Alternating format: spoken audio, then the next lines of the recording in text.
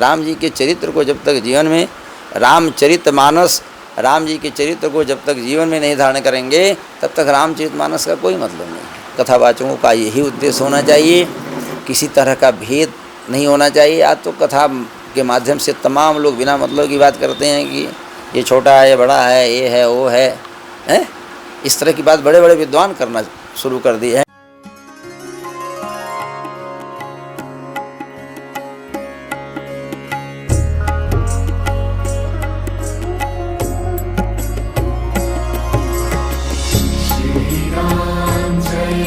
अयोध्या के राउत मंदिर में इस वक्त श्री राम कथा चल रही है। हजारों भक्त राम कथा का आनंद ले रहे हैं, रसपान कर रहे हैं। राम कथा की महिमा, भक्तों को कथा सुनाने से मिलने वाले उनको लाभ और राम कथा में किन किन ग्रंथों का अध्ययन करके राम कथा सुनाई जाती है, इन सभी बातों को जानने के लिए प्रसिद्ध कथावाचक रामनयन दास रामायणी जी के साथ आज हम जुड़ रहे हैं और राम कथा की महिमा पर उनकी बातों को तिलक पत्रिका पर जानेंगे। राम कथा की महिमा जितना भी कहा जाए सब थोड़ा ही होगा, क्योंकि सारस शेष महेश विधि आगम निगम पुराण नीति नीति कही जास गुण करहि निरंतर गान। अब उस महिमा को हम लोग छोटे मुँह से, छोटे बुद्धि से कैसे पूरा कर सकते हैं। इन प्रयास किया जाता है। मुनिन प्रथम कल कीरत गाई तेहि मत चलत सुगम मोहि भाई। पहले के हमारे पूर्वाचार्य, हमारे गुरुओं ने जिस मार्ग पर चला है उस मार्ग पर चलने का हम लोग प्रयास करते हैं और चलते भी हैं। और ये पूरा का पूरा प्रयास रहता है कि राम जी के चरित्र के द्वारा लोगों को ज़्यादा से ज़्यादा लाभान्वित किया जाए। वैसे राम जी का जो चरित्र है ये केवल कहने की नहीं है, इस चरित्र को अपने जीवन में उतारा जाता है। गोस्वामी तुलसीदास जी महाराज ने रामचरितमानस में कहा कि नाना पुराण निगमागम सम्मतम जद रामायणे निगदितम क्वचिदन्यतोपि। अर्थात दुनिया में जितने भी शास्त्र हैं, वेद शास्त्र पुराण या क्वचिदन्यतोपि, वेद शास्त्र पुराण के ऊपर होता है संत मत। सारे मतों को लेकर के रामचरितमानस की रचना गोस्वामी जी ने किया है। इसलिए रामचरितमानस में किसी भी वेद शास्त्र पुराण और कोई ऐसा शास्त्र नहीं है जिसकी बात रामचरितमानस के अंदर न मिले। आप लोग सुने होंगे, कहा जाता है कि कौमुदी यदि ना आयाती तो वृथा भाष्य परिश्रम, और कौमुदी यदि आयाती तो वृथा भाष्य परिश्रम। अर्थात अगर आपको व्याकरण की तैयारी नहीं है तो सारे शास्त्रों का आप जीवन भर जो है परिश्रम करते रह जाएंगे, लेकिन उसके किसी अर्थ पदार्थ को नहीं जानेंगे। यदि व्याकरण की तैयारी है तो हर शास्त्रों को आसानी से जान सकते हैं। तो मेरा जहाँ तक अनुभव है, मैं तो ये कहता हूँ कि रामचरितमानस यदि आयाती, यदि रामचरितमानस की कथा कोई सांगोपांग गुरुओं से, गुरु परंपरा से अगर वो लगाया है, सीखा है, पढ़ा है, तो रामचरितमानस की कथा यदि उसको आती है कहने के लिए, तो सारे वेद शास्त्रों की कथा उसमें निहित है। इसलिए रामचरितमानस की कथा अगर हम पढ़ लेते हैं तो सारे शास्त्रों का ज्ञान हो जाता है, वेदों का ज्ञान हो जाता है। गोस्वामी जी ने स्वांत सुखाय तुलसी रघुनाथ गाथा भाषा निबंध मति मंजुल मातनोती कहा। अर्थात रामचरितमानस को पढ़ने के बाद, इसका ज्ञान होने के बाद स्वांत सुखाय, अपने अंतःकरण में बहुत आनंद आता है, सुख मिल जाता है, सुख प्राप्त हो जाता है।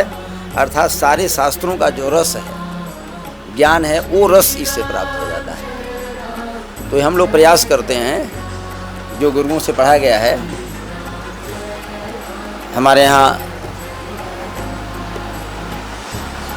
मानस मार्तंड जी महाराज, इसके पहले यहाँ बहुत बड़े रामायणी थे, उनका मैं शिष्य रहा हूँ। वेदांत भूषण जी महाराज यहाँ जो विश्व में वैज्ञानिकों को चैलेंज किए थे और वैज्ञानिकों के द्वारा उनको डीलिट की पदवी मिली है।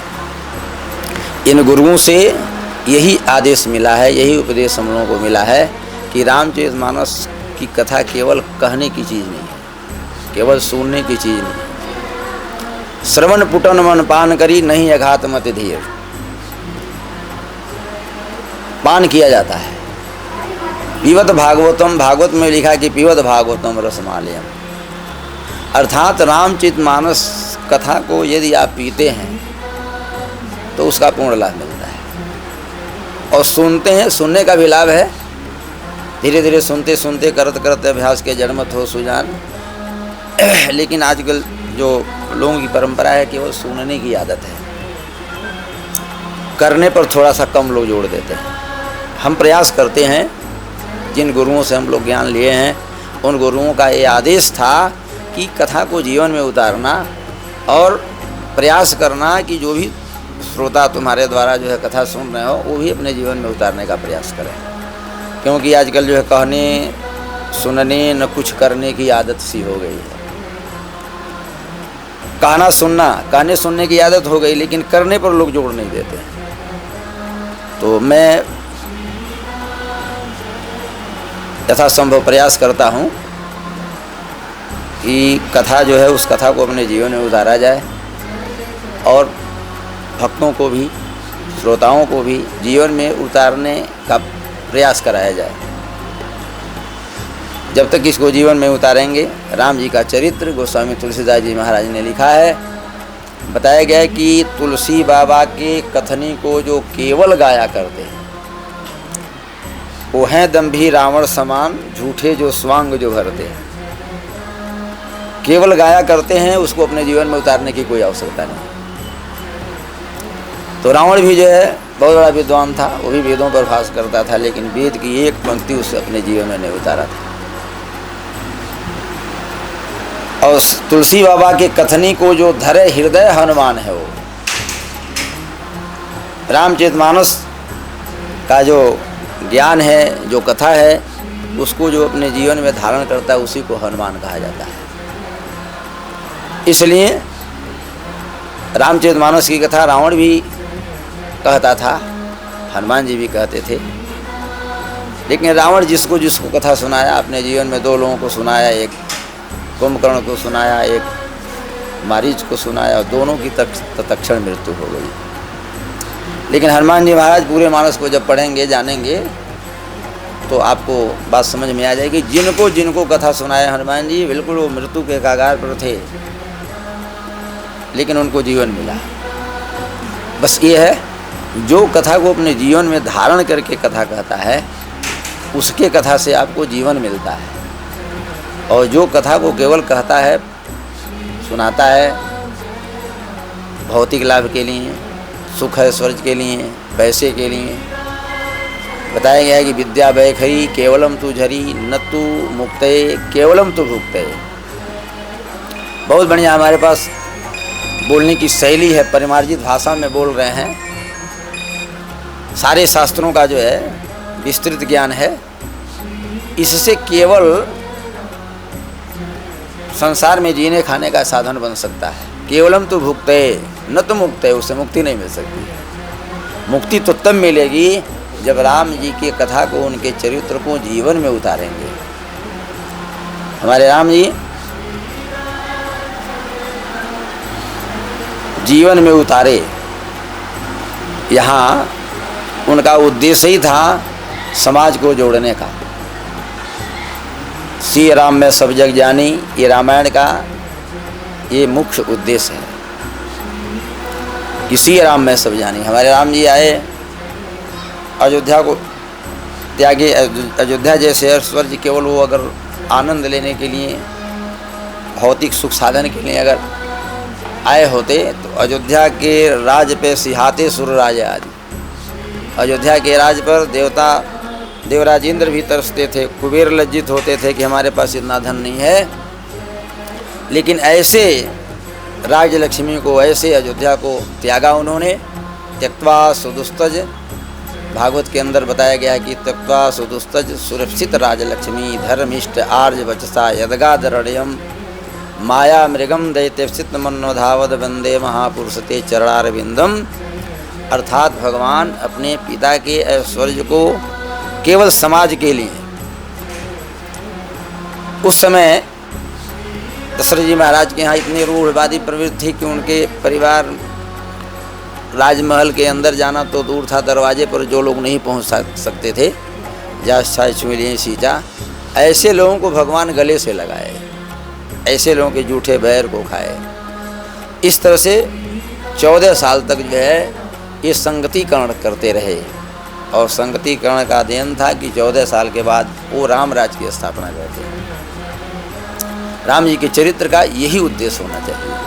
हमारे जीवन में जब तक राम राज नहीं आएगा तो राम की कथा करने से क्या फायदा है। राम राज का मतलब हमारे अंदर कोई विषमता की बात न हो, राम प्रताप विषमता खोई, ये रामचरितमानस का मुख्य उद्देश्य है। रामचरितमानस कथा कहने के बाद विषमता हमारे अंदर से समाप्त हो जाए, राम प्रताप विषमता खोई, हमारे अंदर कोई भेद न रह जाए। वो तो राम राज की बात अलग है। राम जी ने जो किया,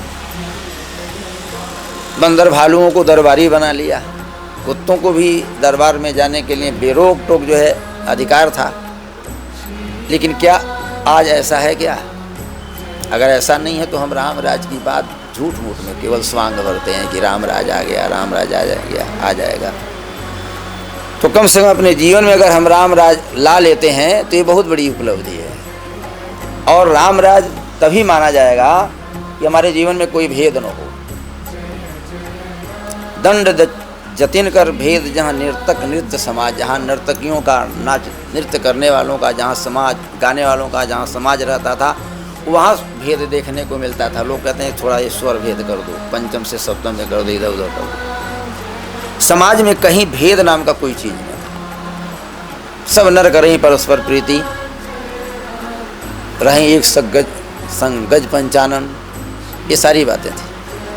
तो रामचरितमानस का यही उद्देश्य है कि समाज में हम राम राज लावें, अपने अंदर राम राज। जब तक अपने अंतःकरण में हम राम राज नहीं लाएंगे तब तक बाहर नहीं ला सकते हैं। राम जी सबसे पहले अपने अंतःकरण को सम किए थे, अपने अंदर जो है राम राज की व्यवस्था अपने अंतःकरण में उन्होंने स्थापित किया, और तब जाकर के बाहर राम राज लाया।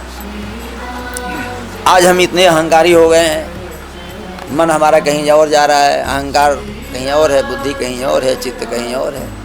इसलिए जब तक मन बुद्धि चित्त अहंकार ये चारों सम नहीं होंगे तब तक राम राज की परिकल्पना की ही नहीं जा सकती। राम कथा की महिमा पर विस्तार से जानकारी देने के लिए मेरे साथ रामनयन दास जी रामायणी जुड़े हुए थे, जिन्होंने बहुत ही विस्तार से राम कथा की महिमा को तिलक पत्रिका पर साझा किया। मैं देवेश पांडे, अयोध्या।